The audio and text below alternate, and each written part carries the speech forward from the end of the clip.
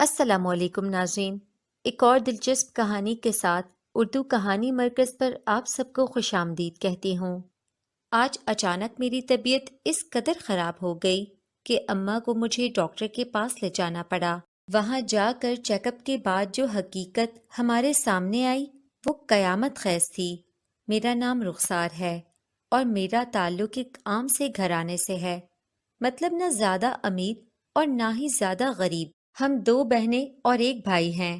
بڑا بھائی اور میں شادی شدہ ہیں، جبکہ چھوٹی بہن ابھی تک کنواری ہے۔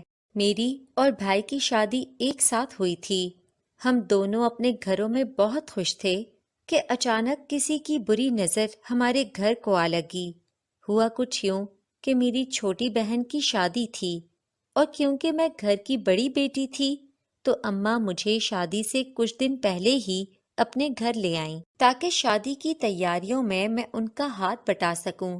مگر ابھی مجھے اماں کے گھر آئے چند دن ہی گزرے تھے کہ میرے شوہر راحیل مجھے واپس لینے آ گئے۔ کہنے لگے شادی کے دن چھوڑ جاؤں گا، ابھی مجھے اس کی ضرورت ہے۔ اماں اور میں نے نہ جانے کے لیے تھوڑا اصرار کیا تو وہ طلاق کے 3 بول بول کر وہاں سے چلتے بنے۔ بہن کی شادی کی خوشیاں ملنے سے پہلے ہی گھر پر غم کا پہاڑ ٹوٹ پڑا۔ اماں اور میرا رو رو کر برا حال تھا۔ راحیل پہلے دن سے ہی شکی مزاج تھے، بات بات پر شک کرتے، نہ باہر اکیلے آنے دیتے نہ جانے۔ مگر میں نے یہ سب برداشت کیا اور اپنی ماں سے ان باتوں کا کبھی ذکر نہ کیا، کیونکہ میں انہیں پریشان نہیں کرنا چاہتی تھی۔ ابا کی وفات کے بعد پہلے ہی انہوں نے بہت دکھ جھیلے تھے، بہت غم برداشت کیے تھے۔ بس اسی وجہ سے میں راحیل کے ہر ظلم و ستم پر خاموش ہو جاتی۔ خیر اب طلاق ہو چکی تھی اور میری حالت دن بدن خراب رہنے لگی تھی۔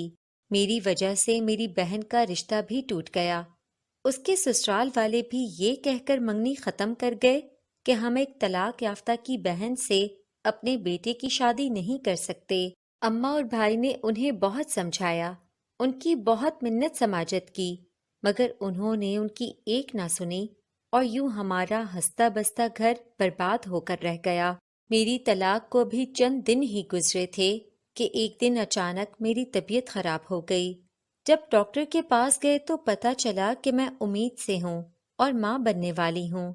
یہ خبر سن کر اماں اور میں تو جیسے ہکا بکا رہ گئے۔ میری طلاق ہو چکی تھی اور اب یہ بچہ۔ خیر ہم گھر آئے اور ایک بار پھر اماں اور بھائی میرا گھر بسانے کی ناکام کوشش کرنے لگے۔ وہ دونوں راحیل کے پاس گئے اور اسے ساری صورتحال سے آگاہ کیا، مگر بجائے اس کے کہ وہ اس خبر سے خوش ہوتا، وہ کہنے لگا یہ میرا بچہ نہیں ہے، میں نہیں جانتا کہ یہ کس کا گناہ ہے جو اب یہ میرے سر ڈال رہی ہے۔ میں اس بچے کا باپ نہیں ہوں اور نہ ہی اسے تسلیم کروں گا۔ یہ کہتا وہ وہاں سے اٹھ کھڑا ہوا۔ اماں اور بھائی دونوں نے اس کی اور اس کے گھر والوں کی بہت منت سماجت کی، مگر کسی نے ان کی ایک نہ سنی، اور یوں طلاق کے ساتھ ساتھ بد چلن اور بد کردار کا داغ بھی میرے ماتھے پر لگ گیا۔ مجھے اپنے ہی بچے سے نفرت ہونے لگی۔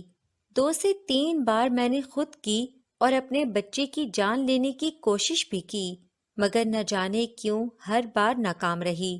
شاید خدا بھی یہی چاہتا تھا کہ میں ابھی زندہ رہوں اور راحیل کو اس کی سزا پاتا دیکھوں۔ خیر وقت گزرتا گیا اور میں ماں بن گئی۔ خدا نے مجھے چاند جیسے بیٹے سے نوازا، جس کا نام میں نے اسامہ رکھا۔ کچھ عرصہ لوگوں نے باتیں کیں، اسے ناجائز اولاد کے طعنے دیے، مگر پھر سب اپنی اپنی زندگی میں مصروف ہو گئے۔ بہن کی بھی شادی ہو گئی اور وہ اپنے گھر کی ہو گئی۔ میں بھائی پر بوجھ نہیں بننا چاہتی تھی، بس اس وجہ سے میں نے کمپنی میں نوکری شروع کر دی۔ اب باہر کے کام میں خود کرتی، جبکہ اسامہ کی دیکھ بھال اماں کیا کرتی۔ اسامہ سے اماں کا دل بھی بہلا رہتا اور گھر کی رونق بھی بنی رہتی۔ اماں نے کئی بار مجھے پھر سے شادی کرنے کا مشورہ دیا، مگر میں نے ہر بار انکار کر دیا۔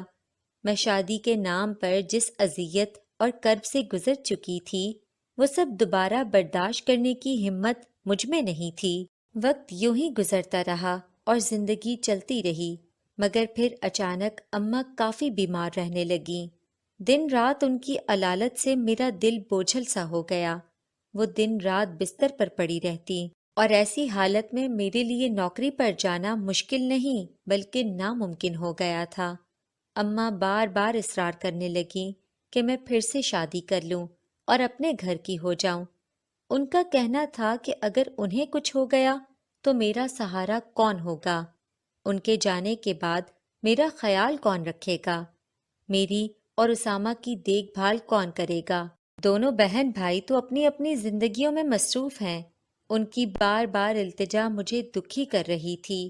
بس اسی وجہ سے میں نے ان کی بات ماننے کا فیصلہ کر لیا۔ میں جس کمپنی میں نوکری کرتی تھی وہاں کے باس مجھے پہلے دن سے ہی پسند کرنے لگے تھے، مگر میں ہمیشہ ان کی پسندیدگی سے انجان بنی رہی۔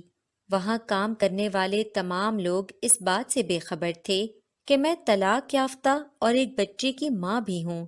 اس کی ایک وجہ تو یہ تھی کہ میری شادی کم عمری میں ہو گئی تھی۔ میں بچپن سے ہی خوبصورت تھی اور یہی وجہ تھی کہ جو شخص مجھے ایک بار دیکھتا وہ دوسری بار دیکھنے کی خواہش ضرور رکھتا تھا۔ میرے سابقہ شوہر راحیل بھی مجھ پر اسی وجہ سے شک کیا کرتے تھے، کیونکہ وہ جانتے تھے کہ دوسرے مرد ہمیشہ میری خوبصورتی سے متاثر ہوتے ہیں اور مجھ سے بات کرنے کی کوشش کرتے ہیں۔ وہ میری اس خوبصورتی کی وجہ سے خود کو کمتر سمجھتے تھے اور ان کی یہی سب سے بڑی غلط فہمی ہماری طلاق کا باعث بنی تھی۔ خیر شادی کے 1 سال بعد ہی مجھے طلاق ہو گئی اور یوں آج بھی میں کم عمر اور جوان ہی لگتی تھی۔ اماں کی بات مانتے ہوئے میں نے اپنے باس سے شادی کی بات کی اور انہیں سب کچھ سچ سچ بتا دیا۔ میری شادی سے لے کر طلاق تک اور پھر ایک بچے کی ماں بننے تک سب کچھ وہ جان چکے تھے۔ میں نے انہیں صاف صاف بول دیا تھا کہ اگر مجھ سے شادی کرنی ہے تو انہیں میرے بچے کو بھی قبول کرنا پڑے گا۔ انہیں میری کسی بھی بات پر کوئی اعتراض نہ تھا اور یوں چند ہی دنوں میں میری اور ریاض کی شادی ہو گئی۔ میں اماں اور اسامہ سمیت ان کے بڑے سے محل نما گھر میں شفٹ ہو گئی۔ وہاں بہت سے نوکر چاکر تھے جو اماں اور اسامہ کا خیال رکھتے، ان کی دیکھ بھال کرتے۔ میں ریاض کے ساتھ اپنی نئی زندگی میں بہت خوش تھی۔ وہ مجھ سے اور اسامہ سے بہت ہی پیار کرتے تھے۔ زندگی کافی اچھی گزر رہی تھی کہ چند ماہ بعد ہی اماں کا انتقال ہو گیا۔ اماں کی وفات کے بعد ریاض میرا اور اسامہ کا پہلے سے زیادہ خیال کرنے لگے۔ وقت گزرتا گیا اور اسامہ بڑا ہو گیا۔ پڑھائی مکمل کرنے کے بعد اس نے ریاض کی کمپنی جوائن کر لی۔ اب ریاض اور میں گھر پر آرام کرتے جبکہ اسامہ پوری کمپنی کی دیکھ بھال کرتا۔ کچھ ہی عرصہ گزرا کہ مجھے اس کی شادی کی فکر لاحق ہونے لگی۔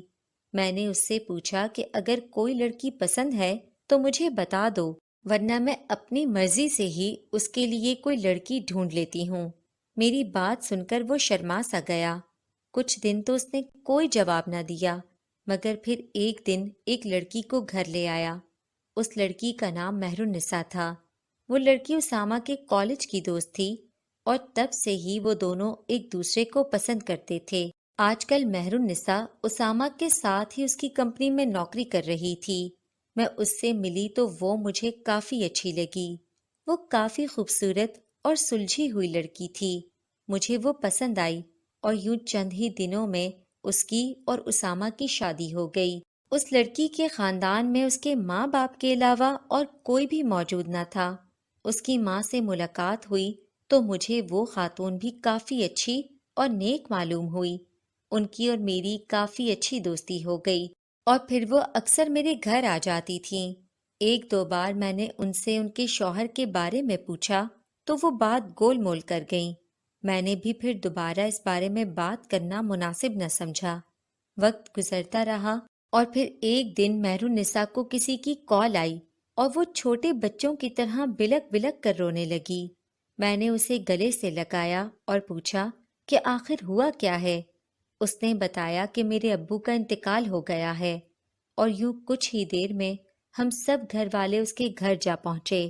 وہاں موجود جو چہرہ مجھے دکھائی دیا وہ اور کوئی نہیں بلکہ راحیل تھا، میرا سابقہ شوہر۔ اس کی حالت دیکھ کر مجھے اس پر ترس آنے لگا۔ اس کا پورا جسم دانوں اور پیپ سے بھرا ہوا تھا۔ مہرالنساء کی ماں نے بتایا کہ انہوں نے اپنی پہلی بیوی کو بغیر کسی قصور کے طلاق دے دی تھی، اور جب اس عورت نے یہ بتایا کہ وہ ان کے بچے کی ماں بننے والی ہے تو انہوں نے اسے بد کردار کا طعنہ دیا تھا اور دوبارہ شادی بھی نہ کی، جبکہ یہ جانتے تھے کہ وہ انہی کا بچہ ہے۔ میں نے ان سے کئی بار کہا کہ وہ جا کر اپنی پہلی بیوی سے اپنے کیے کی معافی مانگ لیں، مگر انہوں نے میری کبھی کوئی بات نہ سنی، اور آخر خدا نے انہیں ان کے گناہوں کے سبب آ گھیرا۔ انہیں ایک ایسا مرض لاحق ہوا کہ کسی بھی ڈاکٹر کے ہاتھوں شفا نہ مل سکی، اور یوں پچھلے 6-7 سالوں سے یہ اسی حال میں زندگی گزارتے رہے۔ کوئی بھی شخص جب ان کی یہ حالت دیکھتا تو طرح طرح کی باتیں کرتا۔